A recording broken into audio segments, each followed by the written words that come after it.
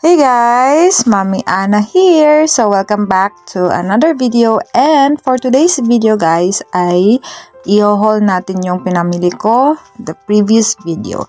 So isa to guys na binili ko itong simple na body soap. So ayan siya.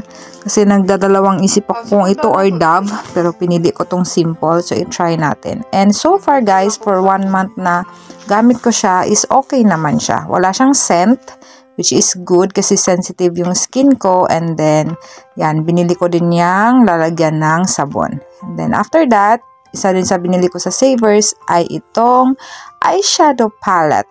Alam nyo na guys, mahilig tayo mag-makeup. So, ayan ang nabili ko. Ano lang yan, 2 pounds ata yan guys kung nabili. Or 1.5. I'm not sure. Pero, ayan ang itsura niya. And then, ayan yung mga colors and pigment ng eyeshadow. So, pang top ko lang siya ng, ano guys, eyelids. Para lang may shimmer. And then, after that, is, ito yung mga binili ko sa Okay. So, first is itong long sleeve or turtleneck na brown. Which is, magkano to? Ayan, 2.49. So, 174 siya guys in pesos.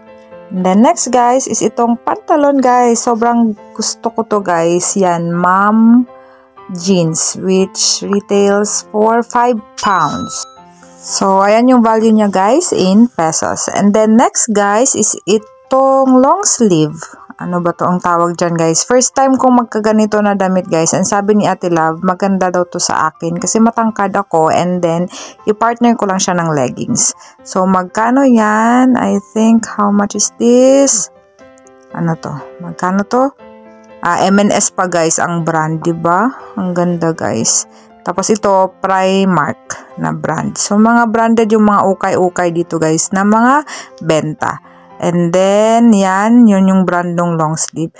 And then, next guys is itong jacket na white. So, inaano ko to guys sa aking uniform, mapapunta ng hospital. So, tag 2.99 siya guys. In pesos, so 209 siya. Diba guys, ang ganda. And first time ko din magkaroon ng jacket na puti.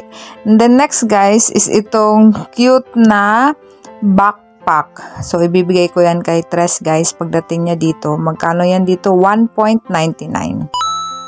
In pesos guys, so 139 siya.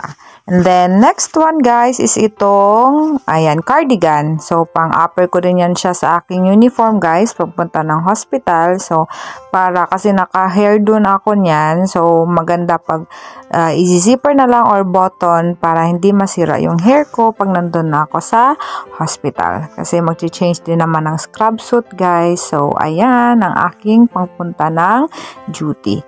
Then, ayan yung mga nabili ko sa Okay guys. Magaganda siya. And then, ito is 2.49 guys. So, 174 pesos.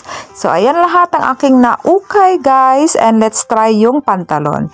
So, ayan guys. Tingnan nyo ang ganda ng fit ng pantalon sa akin guys. So, first time ko din magkaroon ng mom's jeans na pantalon. Diba? Ang ganda. Denim siya. So, I'm so happy guys. Ayan, ang aking nabili sa aking pag-uukay-ukay.